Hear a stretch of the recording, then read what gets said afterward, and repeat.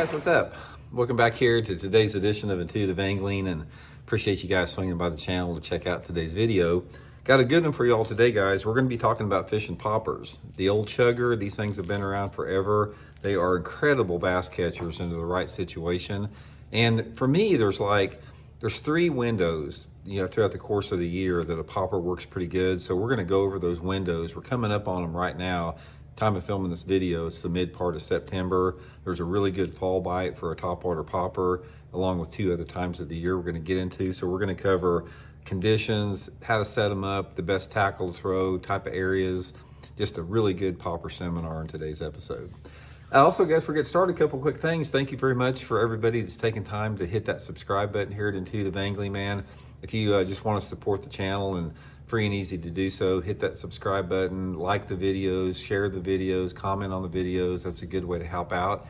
And also, guys, anyone interested in booking an on-the-water lesson with me, just go to my Facebook page, Randy Blaukat Professional Angler, and you can shoot me a private message for details. Really appreciate that. Okay, these poppers, man, they've been around forever, and it all started, I don't know if a lot of you guys that may or may not be as old as I am can remember, but there's an angler named Zell Rowland who gained fame by fishing the old Rebel Plopper here. This is like one of the original poppers. This is the Rebel Plopper.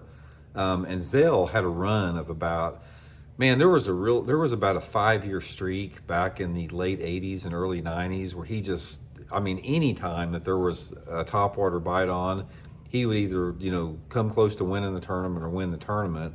He was a master of the Plopper. And he was one of the first people that did the key modification on some of the old ones where he would actually file off. You can see I've actually done on this one. He's filed off that bottom lip, and this is what changed the popper fishing. It's like before, all these chuggers, like the Lucky 13s, the ones that got, chuggers that have been around for 80 years, they chugged before. It's like bloop, bloop, bloop. And once Zell figured out to file that lower lip off of there, it allowed this thing to skitter almost like a Zaraspook across the surface, and you could work it a lot faster.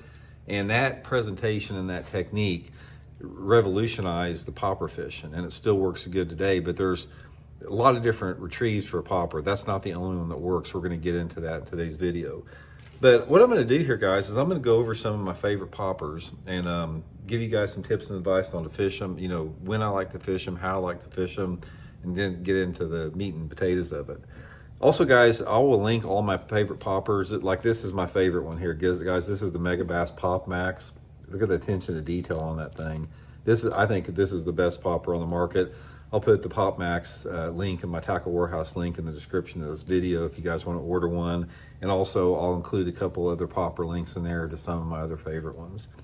Okay, now first of all, let's talk about just the original popper. This right here is actually an old Ken Pop here, but this is almost the exact same size as a Rebel Popper, or like the Rebel, or Megabass makes a smaller one called the Pop X, not the giant Pop X, but not the Pop Max, but just the Pop X. A little bit smaller one. This is about a 2.5 inch bait, 2.5 or 3 inch bait. And this is the bread and butter for a lot of popper fishing. It's just a small popper like this. Now, the situations that this works good in is there's a variety of different conditions for that. But for me, the popper like this, the little small popper, is really good in a little bit warmer water conditions. So when you have water temperatures, I think over 75 degrees is best for these little poppers right here.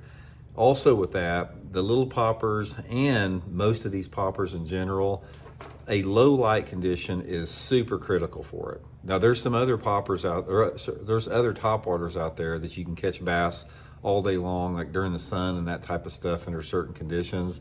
A popper is not really one of them, guys. A popper is a low light bait because most of the time on a popper, when it's most productive, you're fishing it in shallow water. You're not fishing it out like over deeper points like you do sometimes with a wake bait or a walking topwater where you're bringing those fish up.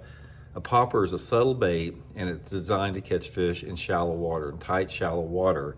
So I have found that it's all about the shade. And it doesn't necessarily have to have low light conditions in terms of it being cloudy. That helps.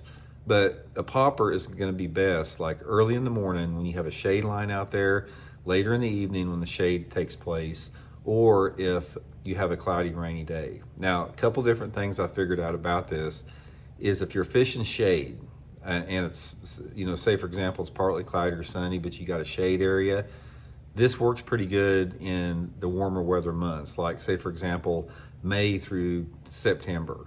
But if you're, you know, fishing a popper a little bit earlier than that, like when the water temperature's in the 60s, say like, you know, April, early May, and then again like in October and early November, a cloudy day is really critical. You really need like a cloudy, rainy type day for that to work really good. That's just sort of been my observation with that.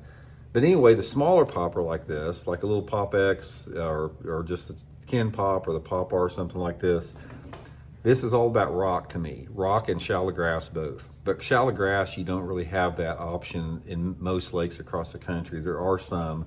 But if you have a lake that has like some shallow milfoil and hydrilla, like TVA lakes are perfect. A little popper on the TVA lakes around shallow grass is money.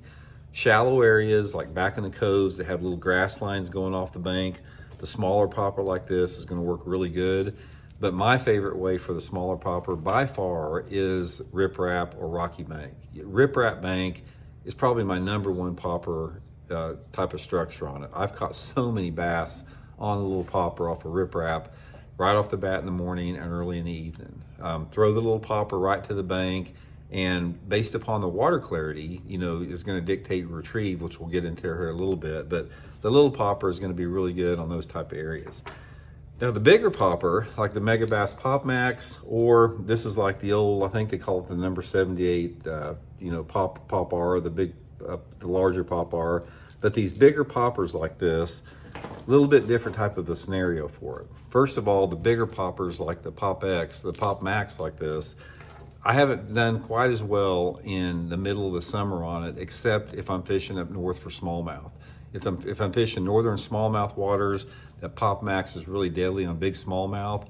But the time that I like the Pop Max like this is when those water temperatures are more in the 60s.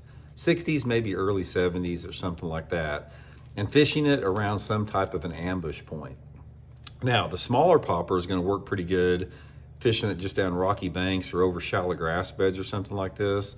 But the bigger poppers like this, I like to throw them around some type of a target, like the edge of a boat dock, around the edge of a lay-down tree in the water, maybe the edge of a lily pad field, you know, a stump that's in the water, any object that's in the water where those fish can ambush it. And my retrieve's a little bit different on the big popper that we're going to talk a little bit about. So that's the two. More open water, clean areas, smaller popper, fishing around targets or some type of ambush points, the bigger popper. Okay, now let's talk about the retrieve, which is super, super critical on a popper. The retrieve is going to be dictated by two things. Excuse me, the water clarity and the water temperature. Now, since the water temperature for a popper is usually always warmer, it's not quite as big of a factor as the water clarity. There's correlation between it. So when I'm looking at something like that, I'm looking at sort of a combination of the two, the water clarity and the water temperature. In general, here's what you need to remember.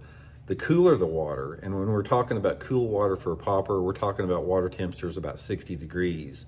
The cooler and the more off-color the water. Let's say you got 60-degree water and you got water visibility that's 1.5 feet or 2 foot. In a situation like that, that's when you're going to fish the popper slow. So what I'm going to do is I'm going to throw it out there and I'm going to go bloop, bloop, bloop.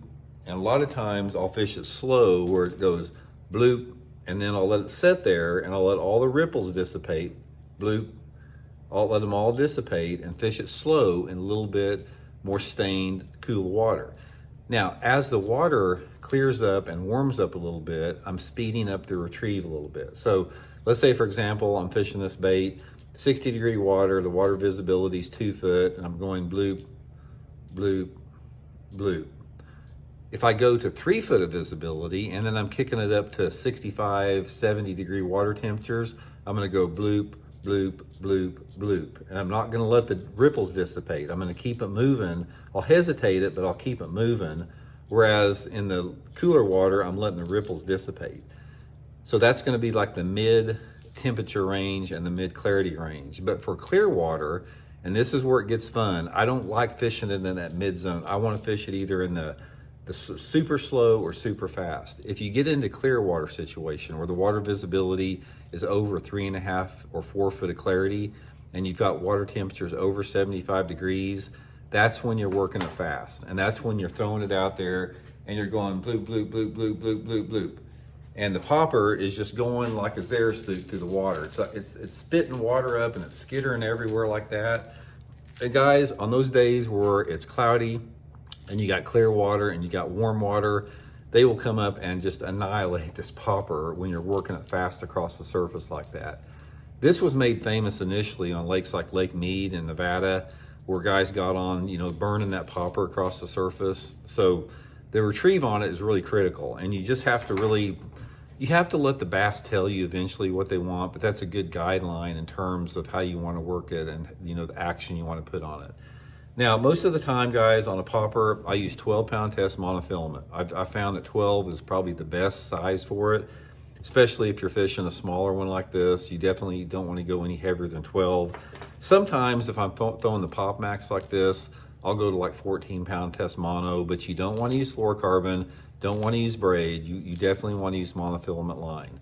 It's going to make a big difference. And then the rod has a critical element too, because since you're manipulating the popper with your wrist, you got to have the right rod. You need some type of a medium action rod under 7 feet. I use that Megabass, the 110 special or the jerkbait special. It's got a nice soft tip on it. You want a rod with a soft tip, a little bit shorter rod. It just, you get better hook sets, you get better action on the bait. If you try to throw a popper on a rod that's 7 foot or longer, that's too stiff, it just doesn't work very good. It's hard to cast and you can't get the action out of it. But anyway, guys, that's just a good popper seminar. It gives you a place to start if you hadn't fished them much. Hope it helps you guys out, and we'll check in later.